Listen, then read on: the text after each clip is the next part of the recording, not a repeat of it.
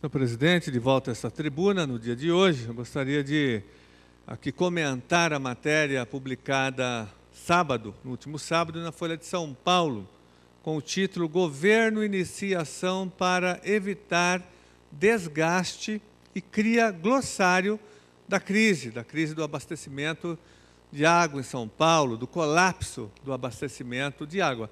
Essa matéria, ela, na verdade, só confirma as denúncias que nós estamos fazendo há um bom tempo aqui na Assembleia Legislativa, seja na tribuna, seja em audiência pública, de que o governo estadual, que o governador Geraldo Alckmin, na sua omissão criminosa, está escondendo da população a real dimensão desse colapso, a real dimensão da crise de abastecimento de água do nosso Estado.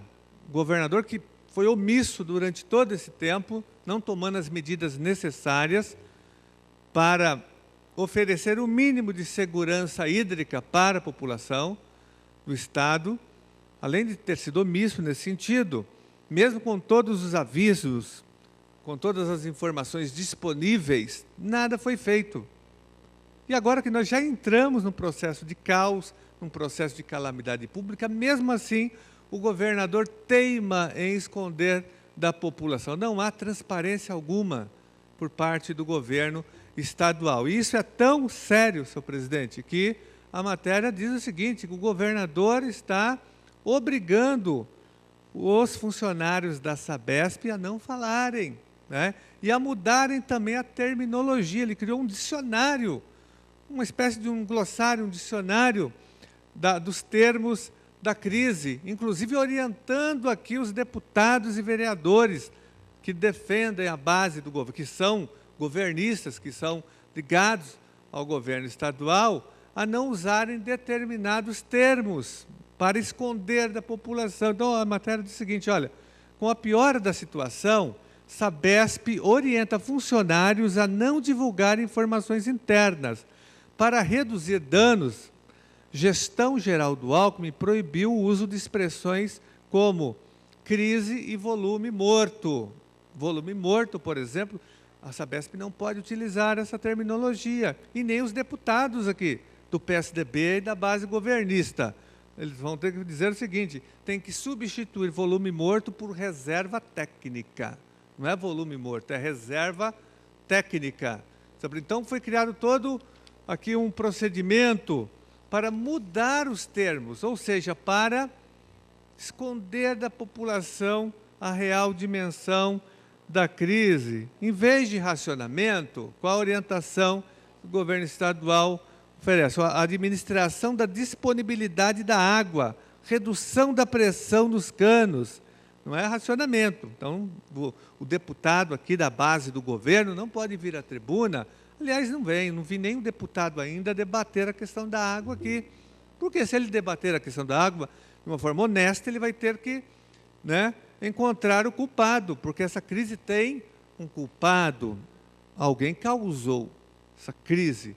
Ela não é uma obra da natureza, né? Ela foi causada pela irresponsabilidade criminosa do governador Geraldo Alckmin, que não cuidou dos nossos recursos hídricos. Mas se algum deputado vier aqui de uma forma honesta debater a questão desse colapso, tem que fazer crítica ao governador.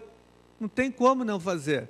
Só que ele não vai poder usar aqui, se ele seguir aqui a cartilha do governo, não vai poder falar em racionamento, ele vai ter que falar em redução da pressão dos canos, em administração da disponibilidade da água. Ele não vai poder utilizar aqui sobretaxa, vai ter que falar em plus, em ônus. A orientação aqui do governo, da Sabesp, né, para os seus funcionários e também para os vereadores e os deputados da base aliada. Em vez de crise da água ou crise hídrica, o deputado vai dizer o seguinte, escassez de chuva, falta de água, escassez de chuva, tentando criminalizar a natureza, tentando criminalizar São Pedro, jogando a culpa na natureza, né? Mas o verdadeiro criminoso é o governador Geraldo Alckmin. Esse cometeu crime de responsabilidade cometeu improbidade administrativa. Continua aqui o glossário: em vez de volume morto, reserva técnica; em vez de falta de chuvas, falta de mira ou pontaria de São Pedro. É um absurdo, senhor presidente, a Sabesp se prestar a dar esse tipo de orientação aos seus funcionários e, sobretudo, a orientar também os seus aliados aqui da Assembleia Legislativa a usar esse tipo de terminologia. Mas o que mais me assusta, tudo isso dessa notícia, que nós já tínhamos conhecimento, senhor presidente, porque nós realizamos na semana passada aqui uma grande audiência pública e nós tivemos a presença de muitos funcionários, engenheiros da Sabesp que já tinham denunciado isso. O assédio moral, a perseguição política, em cima dos funcionários mais críticos, que não estão lendo a cartilha do PSDB dentro da Sabesp. É uma parte aqui da matéria que eu quero ler para encerrar, que diz o seguinte: olha, o alerta diz ainda que a empresa poderá, sempre que necessário, isso é muito grave, senhor presidente, inspecionar e monitorar instalações, equipamentos, veículos, computadores e e-mails dos funcionários da Sabesp. Ou seja, é censura, é perseguição aberta, senhor presidente. Nós estamos voltando dentro da Sabesp aos tenebrosos tempos sombrios da ditadura militar, controle total, vigilância total dos servidores, que não têm direito mais à privacidade, à liberdade de expressão, de opinião e de manifestação. Isso é muito sério. Nós temos que denunciar aqui esse fato, não só pela tribuna, mas vou conversar com o presidente da Comissão de Direitos Humanos, deputado Adriano Diogo. Nós temos que tomar providências aqui pela Assembleia Legislativa contra essa orientação da Sabesp, de assediar, de perseguir e de tentar vetar qualquer tipo de manifestação dos seus funcionários. Mas concluo, senhor presidente, dizendo que a matéria só prova realmente que o governador Geraldo Alckmin não está preocupado com a população. Mesmo na mais profunda crise, a população já sendo direcionada para um grande precipício sem precedentes, precipício social e ambiental. Mesmo assim, o governador Alckmin continua mentindo, fraudando as suas declarações, enganando a população, maquiando a realidade, porque o governador só pensa em duas coisas: na sua própria imagem perante a opinião pública, é isso que interessa a ele, e em continuar canalizando os lucros da Sabesp para os acionistas que investem na Bolsa de Valores de Nova York.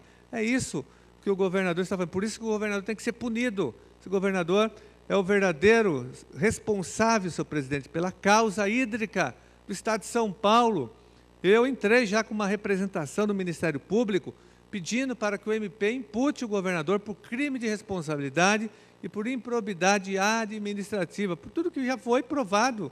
Não é possível que a Justiça nada faça, que a Assembleia Legislativa fique de joelhos a um governador que cometeu e continua cometendo uma omissão criminosa que vai prejudicar toda a população do nosso Estado. Muito obrigado, senhor presidente.